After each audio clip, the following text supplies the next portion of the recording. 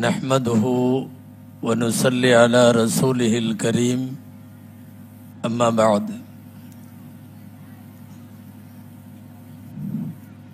فقد قال الله سبحانه وتعالى في كلامه القديم والفرقان الحميد أعوذ بالله من الشيطان الرجيم بسم الله الرحمن الرحيم أعدوا لهم ما استطعتم من قوة ومن رباط الخيل ترهبون به عدو الله وعدوا لكم صدق الله العظيم.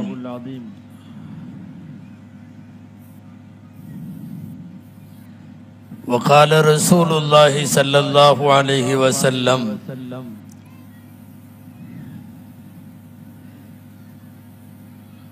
أوتيت علم الأولين والآخرين صدق رسول الله صلى الله عليه وسلم. அளவற்ற அருளாளனும் நிகரற்ற அன்புடையோனுமாகிய எல்லாம் வல்ல அல்லாஹுவின் பெயரால் துவங்குகிறேன். அருமை நாயகம் முஹம்மதுர் ரசூலுல்லாஹ் ஸல்லல்லாஹு அலைஹி வஸல்லம் அவர்களின் மீதும் நற்பாக்கியங்கள் நிறைந்த அவர்களுடைய உம்மத்தின் மீதும் குறிப்பாக இந்த உயர்ந்த அரங்கிலே வீற்றிருக்கக்கூடிய நம் அனைவர் மீதும் எல்லாம் வல்ல அல்லாஹுவின் நல்லருள் என்றென்றும் நிறைவாக உண்டாவதாக. ஆமீன். கண்ணியத்திற்குரிய இமாம் ஷாஃபி ரஹிமஹுல்லா பள்ளிக்கூடத்தினுடைய பொன்விழாவிலே பங்கேற்றிருக்கக்கூடிய உலமா பெருமக்கள், காரிகள், சிறப்பு விருந்தினர்கள், சங்கைக்குரிய இந்த கல்விக்கூடத்தினுடைய நிர்வாக அங்கத்தினர்கள், அதனுடைய அந்த அறக்கட்டளை சார்ந்த உறுப்பினர்கள், திரளாக வருகை தந்திருக்கிற உள்ளூர் வெளியூர் அன்பர்கள், சகோதரர்கள், சகோதரிகள், உங்கள் அனைவருக்கும் என் ஆரம்பமான அஸ்ஸலாமு அலைக்கும் வரஹ்மத்துல்லாஹி வபரகாத்துஹ். அல்லாஹுவின் பேரருளால் 1973 துவங்கி 2023 வரைக்கும் ஒரு நீண்ட கல்வி பயணத்தில் இந்த மண்ணில், இந்த ஊரில் ஒரு சகாப்தத்தை ஏற்படுத்தி இருக்கக்கூடிய மகத்தான பள்ளிக்கூடத்தினுடைய பொன்விழா நேரத்தில் சமுதாயத்தினுடைய கல்வி சூழல், அந்த கல்வியின் வழியே பெறப்பட வேண்டிய, கட்டாயமாக இருக்க வேண்டிய ஒழுக்க மாண்புகள், இதுவெல்லாம் சரியான தடத்திலே தான் இருக்கிறதா என்று சமுதாய சிந்தனைக்கு சில விஷயங்களை கொண்டு வருவதுதான் இந்த குறுகிய சொற்பொழிவின் நோக்கம். துஆ செய்கிறோம், எல்லாம் வல்ல அல்லாஹு ஜல்ல ஷானுஹு தஆலா பயன் தரும் விஷயங்களை பேசவும், நாம் கேட்கவும், தொடர்ந்து அது குறித்து சிந்திக்கவும், வரும் நாட்களிலே செயலாற்றவும் எல்லாம் வல்ல இறைவன் அருள்வானாக. குர்ஆனில் அல்லாஹ் ஒரு இடத்தில் நம்மை பார்த்து உத்தரவிடுகிறான், முடிந்த அளவு சக்தியை தயார்படுத்தி கொள்ளுங்கள். இந்த ஆயத்து குர்ஆனிலே இருக்கிறது. அஇது லஹும் மஸ்ததஅதும் மின் குவ்வா, உங்களால் முடிந்த அளவு சக்தியை தயார்படுத்துங்கள். இந்த ஆயத்திற்கு ஒவ்வொரு காலத்திலேயும் ஒவ்வொரு விதமாக பொருள் புரியப்பட்டது. ஆயுதங்களின் தேவை இருந்தபோது உங்களால் முடிந்த அளவு சக்தியை நீங்கள் தயார்படுத்துங்கள் என்றால் அது ஆயுதங்கள், தளவாடங்கள், அவைகளை பற்றிய பேச்சாக இருந்தது. ஒரு நேரத்திலே அம்பெறிவதில் இந்த ஆயத்து குறிக்கிறது என்று கவனம் செலுத்தினார்கள். ஒரு நேரத்தில் எல்லா விதமான விளையாட்டுகளையும் இந்த ஆயத்து ஊக்குவிக்கிறது என்று சொல்லி வீரமகன்களாக உருவாக்குவதற்காக இந்த ஆயத்து பின்புலத்திலே பேசப்பட்டது. ஒவ்வொரு காலத்திலேயும் இந்த ஆயத்திற்கு சமுதாயம் சந்திக்கிற சூழ்நிலைகளை பொறுத்து பொருள் விரிவடையும். அந்த அடிப்படையில் உங்களால் முடிந்த அளவு சக்தியை நீங்கள் சேமியுங்கள், தயார்படுத்துங்கள் என்கிற வசனத்திற்கு இந்த நூற்றாண்டில் இதற்கு அர்த்தம் சிறந்த கல்வியாளர்களாய், சிறந்த சாதனையாளர்களாய், உலகத்தின் கவனத்தை தன் பக்கம் ஈர்த்து கொள்ளுகிற சமுதாயத்தினுடைய சிற்பங்களாய் நீங்கள் ஆக வேண்டும் என்பதும் இந்த ஆயத்தினுடைய பொருள்படும். நீங்கள் எல்லாம் அடிக்கடி கேள்விப்பட்டிருக்கிற ஒரு நபிமொழி, உத்லுபுல் இல்ம வலவ் பிஸ்ஸீன். நம்ம பொதுவா இதற்கு என்ன அர்த்தம் சொல்லுவோம்னா, சீனா சென்றாயினும் சீர்கல்வியை கற்றுக்கொள் அப்படின்னு பொதுவா இதற்கு தர்ஜுமா செய்வது உண்டு. சமீபத்தில் காலஞ்சென்ற எங்களுடைய உஸ்தாத் கண்ணியத்திற்குரிய PSP ஹசரத் கபிலா அவர்கள், அல்லாஹ் அவரின் கபரை வெளிச்சமாக்குவானாக, எங்க உஸ்தாத் அவர்கள் பாடத்தில் சொல்லுவார்கள், எப்பா இந்த ஹதீஸை சொல்லும் போது உங்களுக்கு ஒன்றும் நெருடல் வரலையான்னு கேட்டாங்க ஒரு தடவை. இந்த ஹதீஸை சொல்றீங்களே, சீனா போயாவது சீர்கல்வியை கத்துக்கோ அப்படின்னு ரசூலுல்லா சொன்னதா சொல்லும் போது உங்களுக்கு உறுத்தலையான்னு கேட்டாங்க. எங்களுக்கு ஒன்றும் தெரியல மாணவர்கள், தெரியலையான்னு சொன்னோம். எல்லா இல்முகளின் ஹசானாவாக கருவூலமாக இருக்கிற ரசூலுல்லா மதீனாவில் உட்காந்துக்கிட்டு சீனா போய் படிச்சுங்கன்னு சொல்றது லாஜிக்கா இடிக்குதே, இது சரியில்லையேன்னு சொன்னாங்க. ஏன்னா பெருமானார் ஸல்லல்லாஹு அலைஹி வஸல்லம் அமர்ந்திருப்பது மதீனாவில், உலகத்திற்கெல்லாம் கல்வியை சப்ளை செய்கிற ஒரு பெரும் கல்விமான், அறிவு சுரங்கம் அங்கே அமர்ந்திருக்கிறார்கள். சீனா போயாவது அப்படிங்கிறது ஏதோ ஒரு தூரத்தை, தொலை தூரத்தை சொல்லி அங்கு போயாவது நீ படித்துக்கொள் என்று சொல்லுவதற்காக சொல்லி இருக்கலாம் என்றால் அதுவும் நியாயப்படி ஒத்து வரவில்லை. அங்கே ஹதீஸிற்கு இப்படி அர்த்தம் என்று சொல்லி தந்தார்கள் PSP ஹஜரத் அவர்கள். அது மிகச்சரியாகவும் பொருந்துகிறது. உத்லுபுல் இல்ம வலவ் பிஸ்ஸீன் அப்படின்னா, நீங்கள் சீனாவிலே இருந்தாலும் இங்கு வந்து படித்துக் கொள்ளுங்கள் என்றதற்கு அர்த்தம். கல்வி இருப்பது மதீனாவில், கல்வி கடல் இருப்பது மதீனாவில், பெருமானார் ஸல்லல்லாஹு அலைஹி வஸல்லம் இருப்பது மதீனாவில். அரபி சட்டத்தில் அரபியில ஒரு வார்த்தை உண்டு, லவ்னு ஒரு வார்த்தை. சொல்றதுக்கு பயமா இருக்கு, நம்ம பசங்க இங்கிலீஷ் லவ் புரிஞ்சுக்க வேணாம். வலவ் பிஸ்ஸீன் உத்லுபுல் இல்ம வலவ் குன்த பிஸ்ஸீன். லவ்வுக்கு பின்னால் இந்த வாக்கியம் பெரும்பாலும் அங்கே மறைவிலே இருந்து வரும். இது ஒரு இலக்கண அகராதியில் இது ஒரு சட்டம். உத்லுபுல் இல்ம வலவ் குன்த பிஸ்ஸீன், நீ சீனாவிலே இருந்தாலும் நீ மதீனாவிற்கு வந்து படித்துக்கொள் என்பது அதற்கு அர்த்தம். இந்த நபிமொழி உலகத்திற்கு சொன்ன செய்தி, நீங்கள் எவ்வளவு தொலை தூரத்தில் இருந்தாலும் பரவாயில்லை, எங்காவது ஒரு இடத்தில் கல்வி கிடைக்கும் என்று சொன்னால், அறிவை பெருக்கிக் கொள்ளுவதற்கு வாய்ப்பு இருக்கும் என்று சொன்னால் நீங்கள் அந்த இடத்திற்கு தேடி போக வேண்டும் என்று இந்த ஹதீஸிற்கு விளக்கம் சொல்லித் தருவார்கள் நம்முடைய ஆசிரியர் பெருந்தகைகள். அந்த அளவு கேடில் விழிச்செல்வமான கல்வியை ஒரு 50 ஆண்டு கால பயணத்திலே இந்த பள்ளிக்கூடம் ஒரு மகத்தான சேவையை இந்த மண்ணிற்கு செய்திருக்கிறது. எல்லாம் வல்ல இறைவன் கியாமத்து வரை இந்த கல்வி பணியை நீடிக்க செய்வானாக என்று நான் துவக்கமாக துவா செய்து கொள்ளுகிறேன். தாய்மார்கள் நிறைய இருக்கிறார்கள், வழக்கம் போல் ஆண்களை விட அதிகமாக தெரிகிறார்கள். சந்ததிகளை குறித்து கவலைப்படுவது என்பது எல்லா பெற்றோருக்கும் வரும். கொஞ்சம் சின்ன வயசுல வரலன்னாலும் 40 வயசுல வந்துரும்னு குர்ஆன் சொல்லுகிறது. வபலக 40 சனா, குர்ஆன் இந்த வார்த்தையே சொல்லுகிறது. 40 வயது வந்த உடனே என்ன கவலை தானா வருமாம், நம்முடைய அடுத்த தலைமுறை, அடுத்த சந்ததி என்ன ஆகுமோ என்கிற கவலை வரும். அப்போது துவா செய்வார்கள் என்று அல்லாஹ் சொல்லுகிறான். என்ன துவா? அஸ்லிஹ் லீ ஃபீ ذُرِّيَّتِي இன்னி துப்து இலைக வ இன்னி மினல் முஸ்லிமீன். யா அல்லாஹ், என் சந்ததியை சீர்படுத்தி கொடு, சந்ததியை சீராக்கி கொடு என்று கேட்காத எந்த நல்லோர்களும் இல்லை.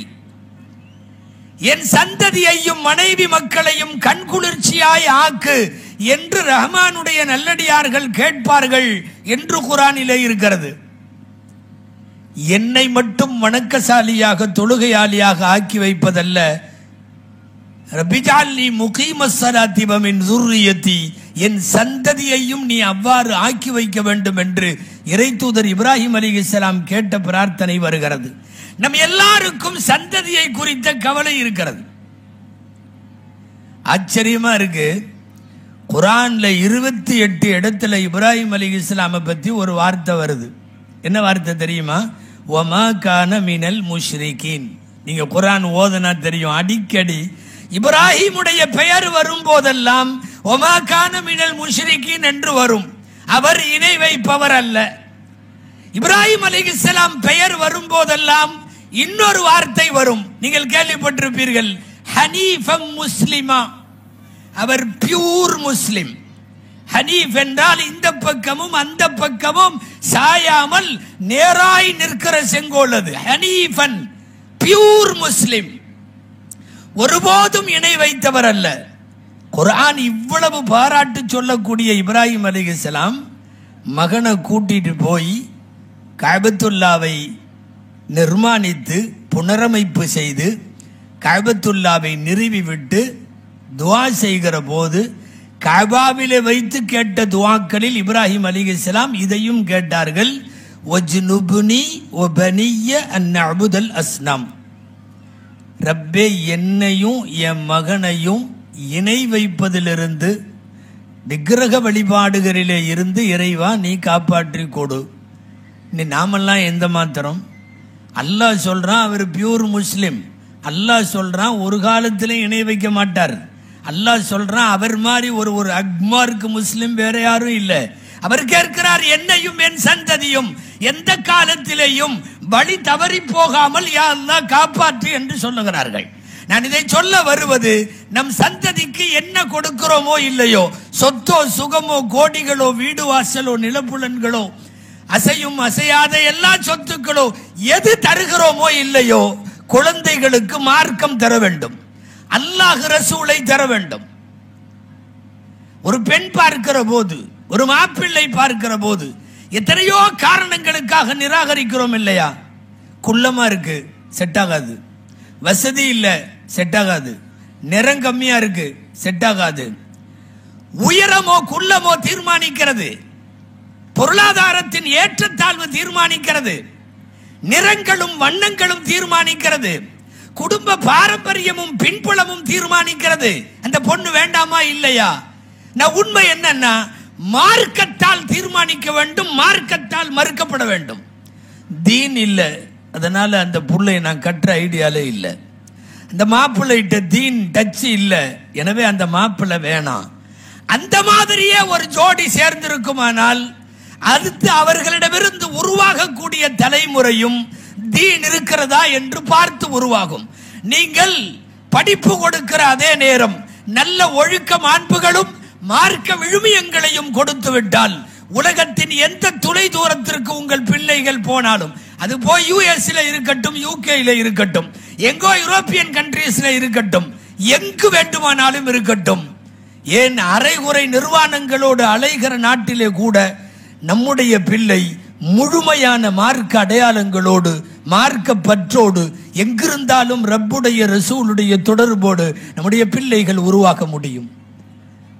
நீங்கள் எதை கொடுக்கிறீர்களோ இல்லையோ, மார்க்கத்தை கொடுங்கள், ஒழுக்கத்தை கொடுங்கள். அதே சமயம் இன்றைய காலத்திற்கு வென்றெடுக்கிறதற்கு மிக அவசியமாக இருக்கக்கூடிய கல்வியை தாருங்கள். இந்த கல்வி ஒழுக்கம் அது இதுக்கெல்லாம் இது போன்ற ஊர்களில் மெஜாரிட்டி தாய்மார்களுடைய கட்டுப்பாடு. நான் தாய்மார்களுக்கு சொல்லுகிறேன், எந்த காலத்திலையும் மறுமையில் நின்றுட்டு அவங்க அத்தா வெளிநாட்டில் இருந்தாரு, நான் மட்டும் இருந்து என்ன பண்ணுவேன், அதனால என் பையனை சரியா பார்க்க முடியலன்னு சொல்ல முடியாது. சொல்லி தப்பிக்கலான்னு நினைக்காதீங்க, அப்படி முடியாது. ஒரு அழகான ஈசாவை, அற்புதமான ஈசாவை உருவாக்கிய மரியம் ஆண் துணையோடு வாழல. 33 வயசு வரைக்கும் கள்ளங்கபடம் இல்லாத மாசு மறுவற்ற வாழ்க்கைக்கு ஈசா என்பவர் உருவாகுவதற்கு பின்னால் அவருடைய தாய் தான். இங்கே எந்த பள்ளிக்கூடத்திற்கு இமாம் ஷாஃபி பெயரோ, ஷாஃபி இமாம் இளவயதிலேயே எத்தீமாகிவிட்ட அவர்கள் உலகத்தின் பிரம்மாண்டமான மார்க்க அறிஞராக வந்து நிற்பதற்கு பின்னால் அவர்களுடைய தாய் தான். அதனால எந்த அம்மாவும் அல்லாட்ட நம்ம இப்படி சொல்லி தப்பிச்சுக்கலாம், அவங்க வாப்பா வெளிநாட்டில் இருந்தாரு அதனால பையன் கெட்டு போயிட்டான் எனக்கு அடங்கலைன்னு சொல்ல முடியாது. ஒரு தாய் உருவாக்க முடியும். சொல்ல போனா தாய் உருவாக்க முடியும் என்பதை விட தாய்கள் தான் உருவாக்கினார்கள். தாய்கள் தான் உருவாக்கினார்கள். வளர்க்கறது தகப்பனார் இல்லை. அதுக்காக வாப்பாவுக்கு பொறுப்பே இல்லைன்னு சொல்றீங்களான்னு நீங்க கேட்க வேணாம். பொறுப்பு இருக்கலாம். மிஞ்சி போனா 10% வாப்பாவா இருக்கலாம். 90% வளர்க்கறது, கண்டிஷன் போடுறது, அவனை வந்து கட்டுப்படுத்துறது, பிள்ளைகளை உருவாக்குறது எல்லாமே தாய்மார்கள் தான். நான் அடிக்கடி சொல்றது உண்டு. அதனால தான் பொண்ணு பார்க்கறதுக்கு போய் உட்கார்றப்போ பொண்ணு ஓதி இருக்குதான்னு சொல்லி தவறாம அந்த கேள்வி கேட்போம் நம்ம. அப்போ எல்லாரும் சொல்லுவாங்க, ஆமாம் பொண்ணு ஓதி இருக்குது, எங்கள் ஊரில் இதில் ஓதிச்சு படிச்சிச்சு நிஸ்வான் போச்சு அப்படி இப்படின்னு எல்லாம் நிறைய சொல்லுவாங்க. நம்ம திருப்தியோடு எந்திரிச்சு வந்துடுவோம். எந்த வீட்லையாவது மாப்பிள்ளை ஓதி இருக்காரான்னு கேட்டிருக்கீங்களா? கேட்கறது இல்லை. ஏன் தெரியுமா? அந்த ஆள் ஓதனாலும் அவருக்கு மட்டும்தான், அவர் ஓதலைன்னாலும் அவருக்கு மட்டும்தான். தாய் ஓதலைன்னா தலைமுறையை பாதிக்கும். தாய் ஓதலைன்னா அடுத்த ஜென்ரேஷன் ஓதாம போயிடும். அதனால தான் பொண்ணு தொழுகுமா, பொண்ணு ஓதுமா, பொண்ணுக்கு இதெல்லாம் இருக்காங்கிறத தவறாமல் பெண் பார்க்கிற இடத்துல கேட்கிற நாம், மாப்பிள்ளை பார்க்கிற இடத்துல சம்பளம் என்ன, வெளிநாட்டு போயிட்டாரா, போறாரா, வாய்ப்பு இருக்கா, விசா இருக்கா, அப்படியா இப்படியா, சம்பளம் எவ்வளோ, போனஸ் எவ்வளோ, ஒரே இடத்துல எத்தனை நாள் இருக்காரு, என்னென்ன இளவெல்லாமோ கேட்குறோமே. மாப்பிள்ளை அலிபாவா அதாவது ஓதிருக்காரா, தவறியாவது மதரசா பக்கம் நிழலுக்காவது ஒதுங்கி இருக்காரா கேட்கிறோமா? இல்லை. அன்பிற்குரியவர்களை, நான் சொல்ல வருவது தாய் தான் உருவாக்குகிறாள். எனவே தாய்மார்கள் வாப்பா வீட்டில் இல்லை என்கிற காரணத்தை சொல்லி தப்பிக்க முடியாது. 33 வயசு வரையும் அப்பழுக்கற்ற ஒரு வாழ்க்கை. நான் இங்கே ஒரு மறுமை சார்ந்த ஒரு செய்தியை உங்களுக்கு நினைவூட்டணும். இது ஒரு நீண்ட ஹதீஸ். நாம ஹதீஸ முழுசா சொல்ல வேணாம், உங்களுக்கு தெரிஞ்ச ஹதீஸ் தான். மறுமையில எல்லா உம்மத்தினர்களும் போய் ஒவ்வொரு நபீட்டியா போவாங்கன்னு வருதல்ல. அந்த நபீட்ட போவாங்க. மூசா சொல்லுவார், நானே அல்லாஹ் கூட ஒரு சின்ன இதுல அல்லாட்ட மன்னிப்பு கேட்டுட்டு இருக்கேன், நீங்க அங்க போங்க. தாவூத் அலைஹிஸ்ஸலாம், நானும் ஒரு இதுல இருக்கேன், நீங்க அங்க போங்க. இப்படி சொல்லுவாங்களா இல்லையா? ஒவ்வொரு நபியும் அவர்கள் வாழ்வில் செய்துவிட்ட ஒரு தவறை சொல்லி, நான் அந்த தவறுக்கு இலக்கானவன், எனவே நீங்கள் முகமது ரசூலாட்ட போங்கன்னு சொல்லுவாங்கல்ல. ஈசா அலைஹிஸ்ஸலாத்திட்ட மக்கள் போவாங்கன்னு வருது. சஹீஹுல் புகாரியினுடைய இந்த நீண்ட ஹதீஸ்ல நீங்க அந்த இடத்தை மட்டும் கவனிச்சீங்கன்னா தெரியும். ஈசா அலைஹிஸ்ஸலாம்கிட்ட போறப்போ அவங்க மட்டும்தான், நான் இதை பண்ணிட்டேன் அதனால நீங்க அங்க போங்கன்னு அவங்க சொல்ல மாட்டாங்களாம். அங்க போங்கன்னு மட்டும் சொல்லுவாங்க. முகமது ரசூலுல்லாஹ்ட்ட போங்க சிபாரிசு செய்வாங்க. எல்லா நபியும் சொன்னது போல் ஏன் சொல்லவில்லை என்று விளக்கம் எழுதுவார்கள் முஹத்திஸீன்கள்.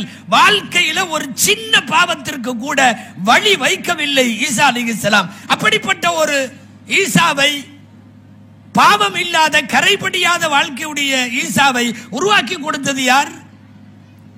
நிச்சயமாக தாய். அந்த தாய் தான் படிக்க வைக்கணும். அந்த தாய் தான் மார்க்கத்தை சொல்லி கொடுக்கணும். எதுவா இருந்தாலும் கல்வி. அன்பிற்குரியவர்களே, நான் மார்க்க கல்வி, உலக கல்வி என்றெல்லாம் சொல்லவில்லை, எல்லா கல்வியையும் சொல்லுகிறேன். சிகரம் தொட வேண்டும், இமயம் செல்ல வேண்டும், உச்சகட்டத்தில். அதுவும் இன்றைக்கு 2000க்கு பிந்தைய உலகம் முழுக்க ஒரு பெரிய கல்வி புரட்சியும், எல்லா தலைமுறைகளும் எல்லா கிராமங்கள் தோறும் படிக்கிற பட்டதாரிகள் உருவாக்குகிற காலத்தில் கல்வி கையில் எடுக்கப்பட வேண்டிய மிகப்பெரிய செய்தி. பெருமானார் ஸல்லல்லாஹு அலைஹி வஸல்லம் காணாமல் போன ஒட்டகம் என்று சொல்லுவார்கள். காணாம போன ஒட்டகம் கிடைச்சதுன்னா எவ்வளவு வேகமா, நம்ம பையன்கிட்ட ஒட்டகம் எல்லாம் சொல்றதை விட உன் மொபைல் போன் மாதிரி தொலைஞ்சு போச்சு. உன்னோட தொலைஞ்சு போன மொபைல் போனை நீ எவ்வளவு இதா தேடுவ, ரவ்வு பகலா தேடுவான். மீண்டும் மீண்டும் 3 நாளைக்கு 300 தடவை ரிங் விட்டுக்கிட்டே இருப்பான். எடுக்கிறானா பார்க்கலாம். தொலைந்து போன பொருளை நீ தேடுவதை போல் கல்வி தேடு. அல் குர்ஆனில் இல்ம் என்கிற கல்வி வார்த்தை 80 இடங்களுக்கு மேல் வருகிறது. சஹீஹுல் புகாரியில ஒரு பாடத்திற்கு பெயர் கிதாபுல் இல்ம், கல்வி. 102 ஹதீசுகளை பதிவு செய்கிறார்கள் இமாம் புகாரி. 102 ஹதீசுகளும் கல்வி சார்ந்தவை, எல்லாமே இல்மு சார்ந்தவை. பெருமானார் ஸல்லல்லாஹு அலைஹி வஸல்லம் பேசிய கல்விகள், அல்லாஹு அக்பர், உங்களுக்கு தெரியும், படியுங்கள் ஓதுங்கள் என்று தான் தொடங்குகிறது. எழுதுகோளின் மீது சத்தியம் என்று தொடங்குகிறது. வானம் பூமிகளுடைய ஆராய்ச்சியை குறித்து 750 வசனங்கள் இருக்கிறது என்று எழுதுகிறார்கள். மஆரிஃபுல் குர்ஆனுடைய ஆசிரியர், உர்துனுடைய தப்சீர் மஆரிஃபுல் குர்ஆன், அதனுடைய முன்னுரையில் எழுதுகிறார்கள். அதனுடைய ஆசிரியர் 750 வசனங்கள் குர்ஆன்ல வானம் பூமியினுடைய ஆய்வை பற்றி இருக்கிறது. குர்ஆன் ஓதுறதுக்கு மட்டும் இல்ல, குர்ஆன் சூரா யாசீனுக்கும் சூரா வாக்கியாவுக்கும் மட்டுமல்ல, குர்ஆன் குல் சூறாக்களை மட்டும் மனப்பாடம் செய்து வைத்துக் கொள்வதற்கல்ல, அது ஒரு ஆய்வு புத்தகம், ஆய்வை தூண்டுகிற புத்தகம். தொடர்ந்து நீண்ட காலமாக இதே தமிழ் மண்ணில் ஒரு 50 வருஷமாக நாங்கெல்லாம் மைனாரிட்டி மைனாரிட்டி மைனாரிட்டின்னு சொல்லி நாம புலம்பிட்டு இருக்கிறோம் இல்லையா? கல்வியை ஆயுதமாக கையில எடுத்திருந்தால் நாங்கள் சிறுபான்மை என்கிற புலம்பல தேவையில்லை. யூதன் என்ன பெரும்பான்மையா உலகத்தில்? இந்த நாட்டில் இருக்கிற பிராமணர்கள் பெரும்பான்மையா? அவர்கள் எல்லாம் என்னைக்காவது நாங்கள் சிறுபான்மை மக்கள் என்று புலம்பி பார்த்திருக்கிறோமா? மைனாரிட்டி என்பதை ஒரு பரிதாபமும் பச்சாதாபமும் ஏற்படக்கூடிய வார்த்தையாக பொதுவெளியிலே அதை சொல்லி தங்கள் மீது இரக்கத்தை திருப்புகிற ஒரு சூழலில் யூதன் இல்லை, பிராமின் இல்லை. எங்கு எதை கையில் எடுக்க வேண்டும் என்று முடிவு செய்து தீர்மானித்து கையில் எடுத்தான், உலகம் அந்த சிறுபான்மையை தான் உலகமே உற்று பார்க்கிறது. வருஷ வருஷம் நோபல் பிரைஸ் அறிவிக்கிறான், 3 பிரைஸ் 4 பரிசு அறிவிக்கிறான், 2 பேர் இஸ்ரேல். மொத்தமாக 1-2 கோடிகள் இல்லாத ஒரு ஆக சிறுபான்மை சமூகம். அவனுடைய தந்திரமும் அவனுடைய சதிகார திட்டங்களும், நாம் அதை பத்தி பேசல. ஒரு பாசிட்டிவ் அப்ரோச்ல கேட்கிறேன். ஒரு சிறுபான்மை சமூகம் கல்வியால் உலகத்தையே தன் பக்கம் திரும்பி பார்க்க வைக்கிற அளவுக்கு அவனை கொண்டு வந்து நிறுத்தியது நிச்சயமாய் அவனுடைய கல்வி. 4 நோபல் பரிசுல 2 பரிசு அங்க போதுங்க. இதெல்லாம் நம்மூர் தேர்தல் மாதிரி ஏமாத்து வேலை செஞ்சு வாங்கினாங்கன்னு சொல்ல முடியாது. அவன் அங்கேயும் அவன் அதற்கென்று ஆய்வு செய்திருக்கிறான், படித்திருக்கிறான். டெக்னாலஜி, தொழில்நுட்பத்தை விரும்புகிற பல்வேறு நாடுகள் அவனை கூப்பிட்டு மஷூரா கேட்குது, நாங்க எப்படி பண்ணிக்கலாம்.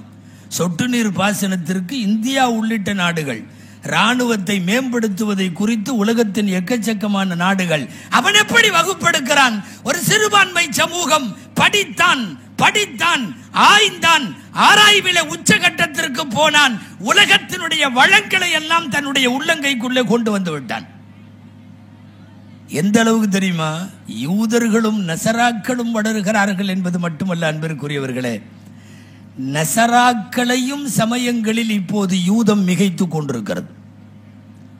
ஆஸ்பத்திரிகள்ல மெடிக்கல்கள் எல்லாம் இந்த பிளஸ் குறி போட்டிருப்பாங்கல்ல, அதை சிலுவை குறியோ என்னமோ போட்டிருப்பாங்களா இல்லையா? பிளஸ். ஆம்புலன்ஸில் பின்னாடி பார்த்தீங்கன்னா, ஆஸ்பத்திரியில் பார்த்தீங்கன்னா, மெடிக்கலில் பார்த்தீங்கன்னா, அப்போ லோன் போடுவாங்க, அந்த பிளஸ் குறி இருக்கும். அது ஒரு வகையில் மருத்துவ குறியீடு, ஒரு வகையில் கிறிஸ்தவ குறியீடு. ஆனால் காலம் என்ன தெரியுமா? உங்களுக்கு வரலாறு தெரியும். மூசா அலைஹிஸ்ஸலாமினுடைய அடையாளம் என்ன தெரியுமா? பாம்பும் கைத்தடியும். குர்ஆன் அப்படித்தானே வரலாறு. கைத்தடியை தூக்கி போட்டார்கள், பாம்பாக மாறுகிறது அல்லவா? இன்னைக்கு அந்த சிம்பல் யூதர்களின் சிம்பல். ஒரு அசா குச்சி, அதை ஒரு பாம்பு கீழிருந்து மேல் வரை சுற்றி கொண்டிருக்கும். இன்னைக்கு ஆஸ்பத்திரிகள்ல, பெரிய பெரிய மருத்துவ நிறுவனங்கள்ல பிளஸ் இருந்த இடத்துல சிலுவை எடுக்கப்பட்டு இப்போது அந்த குறி வந்து உட்கார்ந்து இருக்கிறது. என்ன அர்த்தம் தெரியுமா? ஆதிக்கம் செலுத்திக் கொண்டிருந்த மருத்துவ உலகத்தின் பிதாமகன்களாக இருக்கிற கிறிஸ்தவ சமூகத்தை ஒரு சின்னஞ்சிறிய யூதய சமூகம் பின்னுக்கு தள்ளி, இன்னைக்கு நீங்க டாக்டர்கள்னு போட்டு போற வாகனங்களின் பின்னாலே அந்த டாக்டருக்குள்ள சிம்பல்ல மருத்துவமனைகளுக்குள்ள சிம்பல்கள்ல பாருங்க, ஒரு அசா குச்சி இருக்கும், கீழிருந்து பாம்பு சுற்றி இருக்கும். உலகம் முழுக்க என் கட்டுப்பாடு என்று யூதன் சொல்லாமல் சொல்லுகிற சிம்பல் அது. அது குறியீடு. ஒரு பிரம்மாண்டமான கிறிஸ்தவ சமூகத்தினுடைய மருத்துவ உலகத்தின் ஏகாதிபத்தியத்தையே அசைத்து பார்க்கிற அளவுக்கு ஒரு சிறுபான்மை சமூகம் மேல வருவதற்கு காரணம் அவன்கிட்ட என்ன இருந்துச்சோ இல்லையோ, கல்வி இருந்தது. கல்வி இருந்தது. கிறிஸ்தவ சமுதாயம் இன்றைக்கு வரையும் உலகத்தில் வியாபித்திருப்பதற்கும் எக்கச்சக்கமான நாடுகள் பிரிட்டன் காலனி ஆதிக்கத்தின் கீழே இருந்ததற்கும் பின்னாலே என்ன காரணம்? கல்வி இருந்தது, கான்வென்ட்டுகள் இருந்தது, மருத்துவமனைகள் இருந்தது. இன்றளவுக்கும் படை வீரர்களை மாத்திரம்தான் வெள்ளையர்களை துரத்தினோமே ஒழிய கல்வி கூடமும் ஆஸ்பத்திரியும் வைத்திருக்கிற கிறிஸ்தவர்களை நாம் துரத்தவில்லை. இந்திய நாடு துரத்தவில்லை. நீங்கள் இங்கே இருந்து கல்வி பணி ஆற்றுங்கள் என்றுதான் சொன்னோம். சொல்ல போனால் மருத்துவம் உள்ளிட்ட படிப்புகளுக்கு முஸ்லிம் சமுதாயம் தான் வாரிசு. கையெழுத்து போடுவதற்கு ஐரோப்பியன் பழகி கொண்டிருந்த காலத்திலேயே தத்துவம் சார்ந்த கிதாபுகளை எழுதி குவித்தது இஸ்லாமிய சமுதாயம் என்பதெல்லாம் நீண்ட வரலாறு. இமாம் ஷாஃபி மெட்ரிகுலேஷன் ஸ்கூலுங்கிறதுனால சொல்றேன். இமாம் ஷாஃபியினுடைய சிறப்புகளை குறித்து ஒரு கிதாப் எழுதியது இமாம் ராசி. கிதாபுக்கு பேரு மனாகிபுல் இமாம் ஷாஃபிஈ, இமாம் ஷாஃபியின் சிறப்புகள். அந்த கிதாபில் உள்ள ஒரு செய்தி, ரொம்ப முக்கியமான செய்தி, ஒரு 2 வரி. கல்வியும் கல்வியாளர்களும் கல்வி நிறுவனம் நடத்துபவர்களும் படித்தவர்களும் கவனிக்க வேண்டும் அந்த செய்தியை. என்ன சொல்லுகிறார்கள் தெரியுமா? இமாம் ஷாஃபி மனாகிபுல் இமாம் ஷாஃபியிலே இருக்கிறது. உண்மையாகவே ஹராம் ஹலால் என்கிற மார்க்க அறிவுக்கு, அந்த கல்விக்கு பின்னால் உலகத்தின் ஆகச் சிறந்த கல்வி மருத்துவ கல்வி. சொல்லுவது இமாம் ஷாஃபி ரஹ்மத்துல்லாஹி அலைஹி, லா அஅலமு பஅதல் ஹலாலி வல் ஹராமி அஃதல மின் இல்மி திப்பி. இல்மு திப் என்றால் மருத்துவ கல்வி. சொல்லிட்டு அடுத்த வரி இமாம் ஷாஃபி எழுதுகிறார்கள், இந்த முஸ்லிம்கள் ضيعوا ثلث العلم ووكلوه الى اليهود والنصارى. கல்வியின் 1/3 பகுதியாக இருக்கக்கூடிய மாபெரும் கல்வியான மருத்துவத்தை வீணாக்கி விட்டது முஸ்லிம் சமூகம். யகூதி நசராக்களிடத்திலே இவர்களாக ஒப்படைத்து விட்டார்கள். சொல்லுவது இமாம் ஷாஃபி. வவக்கலூஹு இலல் யஹூதி வன்னஸாரா. யூதர்களிடம், நசராக்களிடம், வேதக்காரர்களிடம் மருத்துவ படிப்பை எல்லாம் நீங்கள் கொடுத்து விட்டீர்களே முஸ்லிம்களே, இது நியாயமா என்று கேட்பது இமாம் ஷாஃபி ரஹ்மத்துல்லாஹி அலைஹி. உலகத்தில் என்னென்ன துறை சார்ந்த ஞானங்கள் இருக்கிறதோ அந்த எல்லாவற்றையும் முஸ்லிம் சமுதாயம் கையில் எடுக்க சொல்லித்தான் குர்ஆன் வலியுறுத்துகிறார்.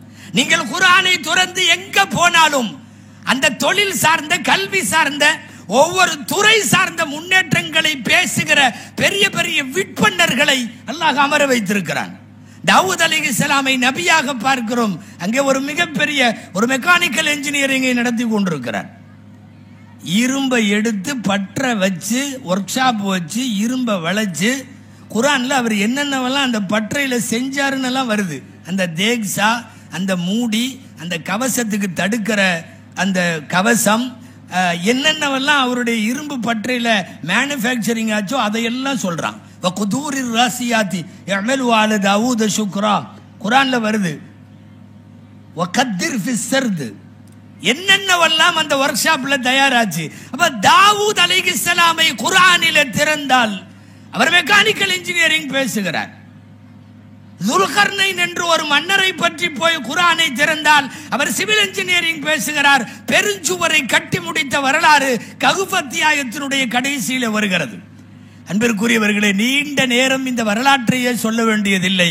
நான் இங்கே கோடிட்டு காட்ட விரும்புகிறேன். துறை சார்ந்த எல்லா கல்விகளையும் கையில் எடுத்து போக வேண்டிய தூரம் நிறைய இருக்கிறது. அந்த தூரத்திற்கு மிக முக்கியமான அவசியமான தேவை கல்வி. அதற்காக திட்டமிட வேண்டும்.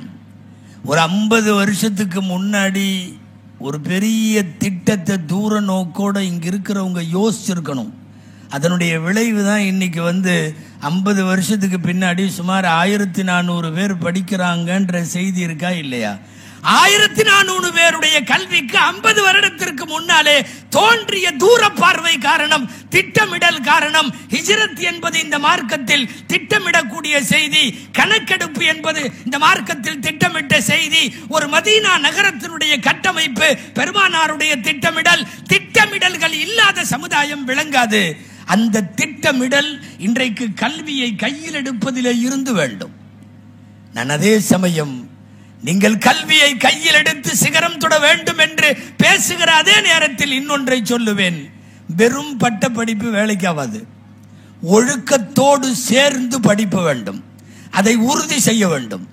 அதனால் தான் நீங்கள் எங்கு கல்வி கிடைத்தாலும் போங்க என்று சொல்லுவதை விட கொஞ்சம் ஒழுக்கத்திற்கும் முக்கியத்துவம் தருகிற, மார்க்கத்தையும் கொஞ்சம் அட்டாச்சாக சேர்த்து தருகிற இது போன்ற பள்ளிக்கூடங்களை முன்னிலைப்படுத்துவது அதனால் தான். நிறைய பேர் கல்வி கத்துட்டாவே அவர் படிப்பாளி, அவர் பண்டிதர். ஒழுக்கம் சேரலைன்னா நீ படிச்ச படிப்புக்கு மரியாதையே இல்லை. ஒழுக்கமும் கல்வியும் சேர்ந்தாக வேண்டும்.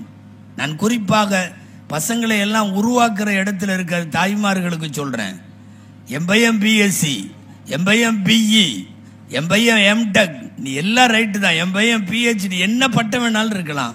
படிப்புக்கு ஏற்ற மாதிரி ஒழுக்கமும் சேர்ந்து இருந்தா அவன் படிச்சது கல்வின்னு அர்த்தம். இல்லைன்னா அவன் ஏதோ வயிற்ற கழுவிக்கிறதுக்காக என்னமோ வாங்கியிருக்கிறான் ஒரு பட்டம், அதை வச்சா ஒரு 10,000 20,000 சம்பளம் கிடைக்கும்னு அர்த்தம். அவ்வளவுதான். ஒழுக்கத்தோடு சேர வேண்டும். படிச்சவன்னா ஒழுக்கத்தோடு இருப்பான்னு ஒரு கான்செப்ட் எல்லா பாமரர்கள்ட்ட கூட இருக்கு. நான் சும்மா ஒரு உதாரணத்துக்கு சொல்றேனே.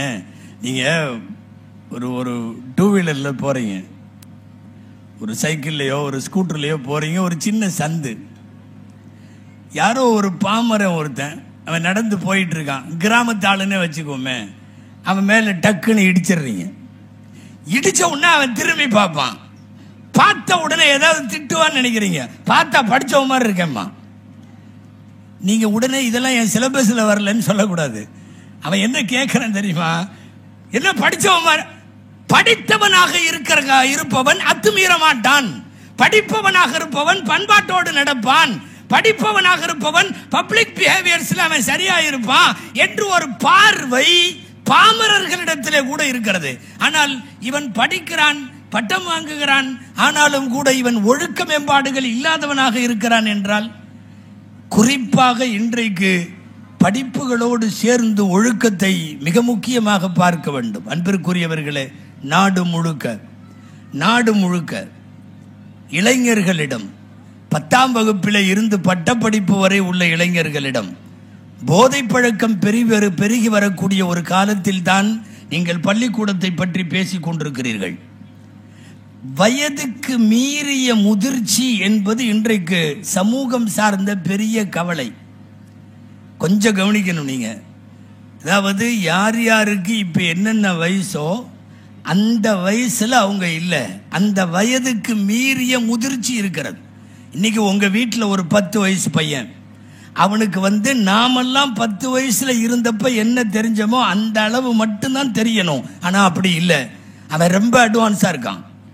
அட்வான்ஸ் என்பது ரொம்ப நல்ல விஷயத்தில் இருந்தால் பரவாயில்லை, கெட்டு போவதில் கூட வயதுக்கு மீறிய முதிர்ச்சியை இன்றைக்கு இருக்கிற தகவல் தொழில்நுட்பங்களும் ஊடகங்களும் அவனுக்கு கொடுத்து விட்டது.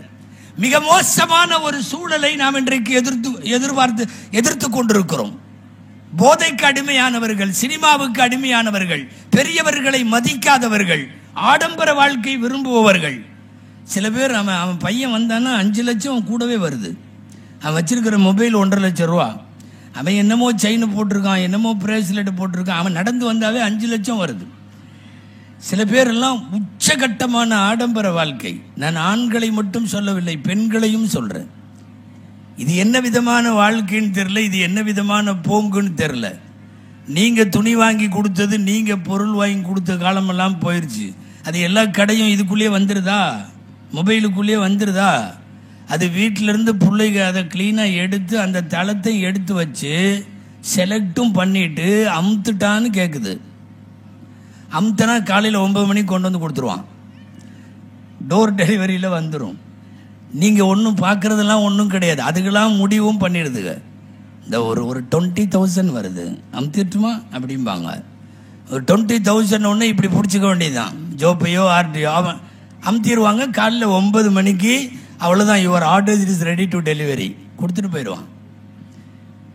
நாடு இன்னைக்கு இருக்கிற, அதாவது ஆடம்பர சமூகம், ஆடம்பரமான வாழ்க்கையை எல்லா ஆண்கள் பெண்கள் அத்தனை பேரும் விரும்புகிற மாதிரியான ஒரு வாழ்க்கையில நாம் எதிர்கொள்ளுகிறோம். நான் அதனால் தான் சொல்லுகிறேன், வெறும் பட்ட படிப்புகள் மாத்திரமல்ல, அந்த படிப்புகளும் வேண்டும், அத்தோடு சேர்ந்து ஒழுக்க மாண்புகள். உங்களுடைய குடும்பத்துக்கு ஒரு பாரம்பரியம் உண்டு, உங்கள் ஊருக்கென்று ஒரு மரபு உண்டு, மண் சார்ந்த மரபு மரியாதையும் உண்டு. இவைகளெல்லாம் படிப்போடு சேர்ந்து அதுவும் வேண்டும். இதுவெல்லாம் இருந்தால்தான் அர்த்தம். ஆனா இன்னைக்கு சிதைந்து போய்விட்ட ஒரு கலாச்சாரம். வருத்தமா இருக்கு, நிறைய விஷயத்தை ஓப்பனா பேச முடியல. முதல்ல எல்லாம் இல்லைன்னு சொல்லலாம், இப்ப அதிகமா பேஸ்புக்ல வாட்ஸ்அப்ல எல்லாம் வயசு பெண்களுடைய பேரையோ படங்களையோ போட்டு காணவில்லைங்கிற விளம்பரம் அதிகமா வருது. 3 நாளைக்கு அப்புறம் கிடைச்சிட்டாங்கிற விளம்பரமும் அதிகமா வருது. நல்லா பாதுகாக்க வேண்டும். என்ன நடக்கிறது?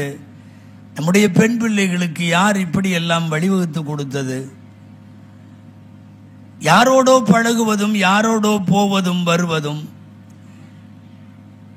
கட்டுப்பாடுகளை தாண்டிய எல்லை தாண்டிய திருமணம் ஒளித்து மறைத்து நடத்தப்பட்ட காலம் போய் பப்ளிக்ல பகிரங்கமா பத்திரிகையை பேஸ்புக்ல ஷேர் பண்றான். பெண் மாப்பிள்ளை பேர்ல இது வேற இது வேற, உச்சகட்டமான எல்லை தாண்டிய பயங்கரவாதம். அது பப்ளிக்ல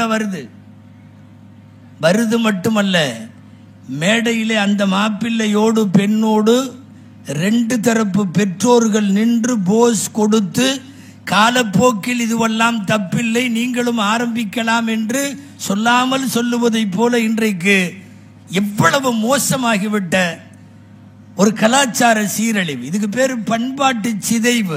உலகத்தில் எதை இழந்தாலும் சரி, தன்னுடைய சொந்த பண்பாட்டை, சொந்த கலாச்சாரத்தை, சொந்த மண் சார்ந்த மரபுகளை இழந்து விட்ட சமூகம் ஜெயிக்க முடியாது.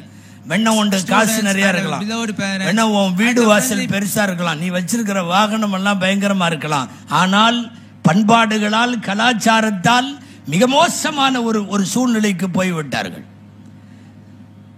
எங்கேயோ போய்விட்டு அந்த வெஸ்டர்ன் கலாச்சாரம் அவனுக்கே பிடிக்க மாட்டேங்குது. அதையெல்லாம் இழுத்துட்டு இவன் உட்காந்து அந்த வெஸ்டர்ன் கல்ச்சர்ல பின்பற்றிட்டு இருக்கான். வெளிநாடுகளின் தொடர்புள்ளவர்கள் நிறைய இருக்கிறீர்கள் என்பதால் சொல்லுகிறேன். வெளிநாடுகளில் குறிப்பா வெஸ்டர்ன் கண்ட்ரீஸ்களில் சமீப காலத்தினுடைய ஆய்வாளர்களின் கவலை என்ன தெரியுமா? நிக்காக இல்லாமலே வாழுவது என்பதை இன்னைக்கு ஃபேமஸா அடுத்த தலைமுறை நினைக்குது. புள்ள பெத்துக்க மாட்டேன்னு நிறைய பேர் பேட்டி கொடுக்கிற அளவுக்கு அங்குள்ள சமூகத்தினுடைய யதார்த்த நிலை போய்விட்டது. மோசமான ஒரு கலாச்சார சிதைவு நம்மை சுற்றியும் நடக்கிற நேரத்தில் தான் நாம் நம்முடைய பிள்ளைகளை வளர்த்து கொண்டிருக்கிறோம். ஆனா நிறைய பேர் நினைச்சுக்கிறது தெரியுமா, அவன் படிச்சுட்டான் இல்ல, படிப்போடு சேர்ந்து ஒழுக்கமும் கொடு.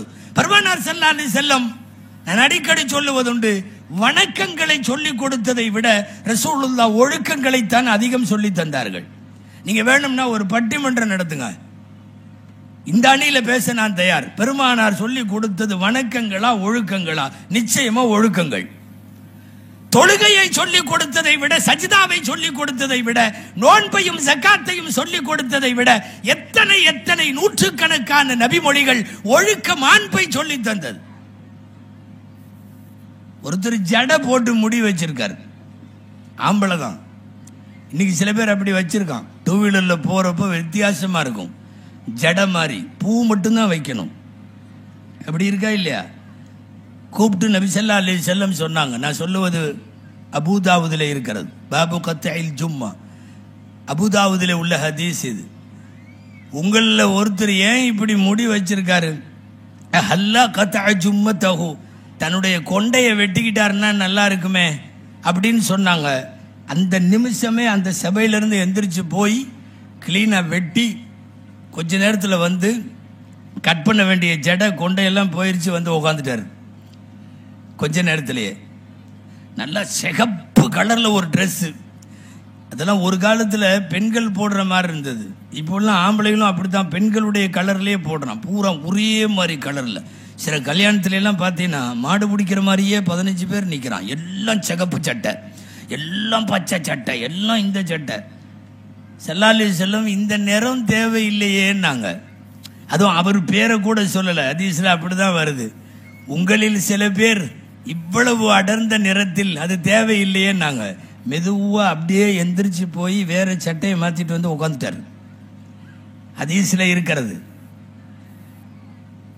நபிகள் ஸல்லல்லாஹு அலைஹி வஸல்லமுடைய சபைக்கு தலை சீவாம ஒருத்தர் வந்து உட்கார்றாரு.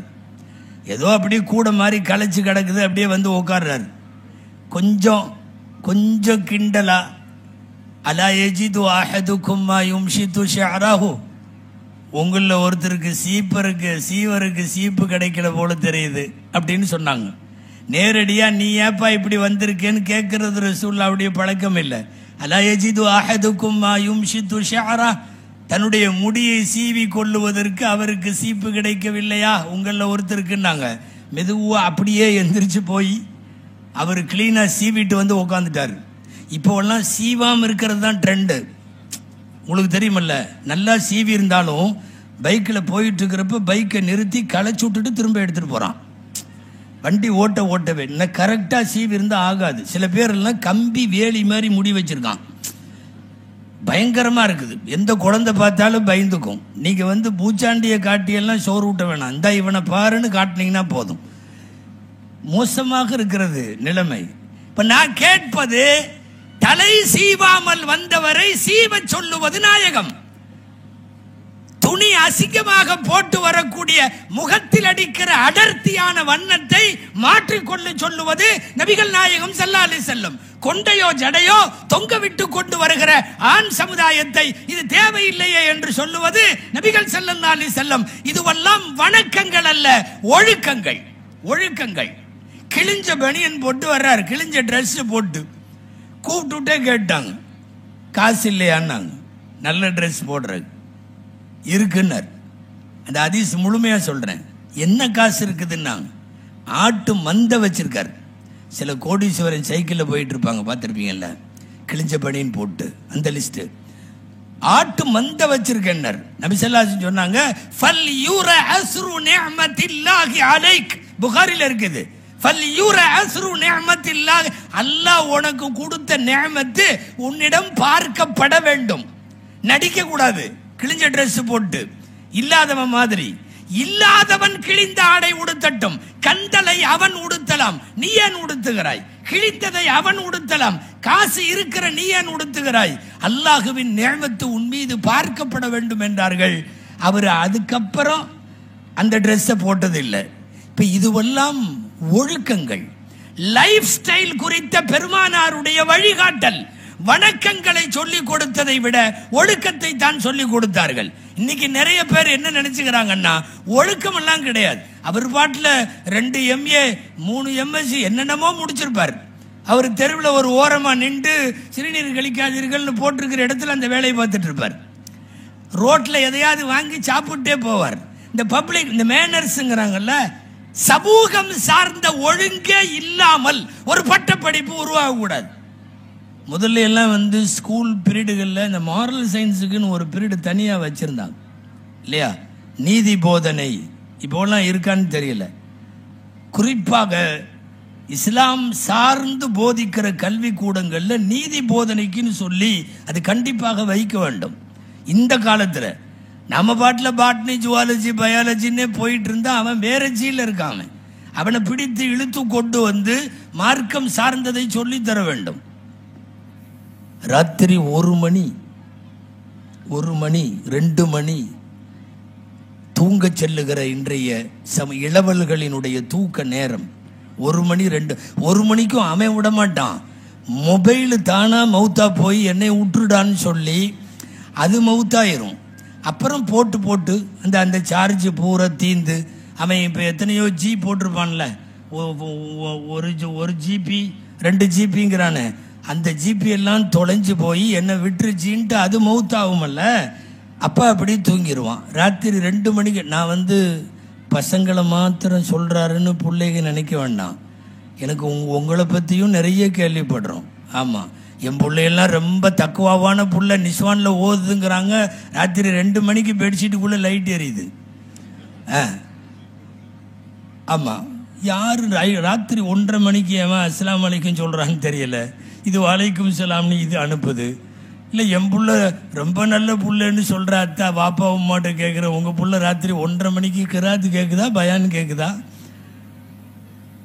எனவே தூக்கத்திலே, நடப்பிலே, பேச்சிலே, நடைமுறையில எல்லாத்திலேயும் நம்முடைய பாரம்பரியத்தை, கலாச்சாரத்தை, ஒழுக்க மாண்புகளை இழந்திருக்கிற ஒரு சமூகத்தினுடைய கல்வி புரட்சி என்ன தெரியுமா? ஒழுக்கமும் சேர்ந்து தருவது இன்றைக்கு கல்வி புரட்சி. எனவே எந்த கல்வியும் இந்த பழம் புளிக்கும் என்று ஒதுக்க வேண்டாம். எந்த படிப்பும் உலகத்தின் சாதனைகளை தொட கல்வியை கையில் எடுங்கள். ஆனால் உலகத்தில் எந்த நாட்டில் வாழ்ந்தாலும் உங்கள் மார்க்க ஒழுங்கு, உங்கள் வீட்டின் ஒழுங்கு, உங்கள் ஊருடைய மண் சார்ந்த ஒழுங்கு, இந்த சுய அடையாளங்களை எல்லாம் இழக்காத வகையில் உங்களுடைய படிப்பும், உங்களினுடைய வேலையும், உங்களுடைய எந்த செயல்பாடுகளும் அமைந்துவிட வேண்டும். அதுதான் இந்த 50வது ஆண்டு பொன்விழாவினுடைய நேரத்தில் அடுத்த தலைமுறைக்கு நாம் சொல்ல வேண்டிய செய்திகள். எம்பெருமானார் ஸல்லல்லாஹு அலைஹி வஸல்லம் அவர்கள் சொல்லி கொடுத்த ஒழுக்க மாண்புகளோடு அடுத்த தலைமுறையை உருவாக்குங்கள். எனக்கான நேரம் நிறைவாகி இருக்கிறது. எல்லாம் வல்ல அல்லாஹுவிடத்தில் பிரார்த்திப்போம்.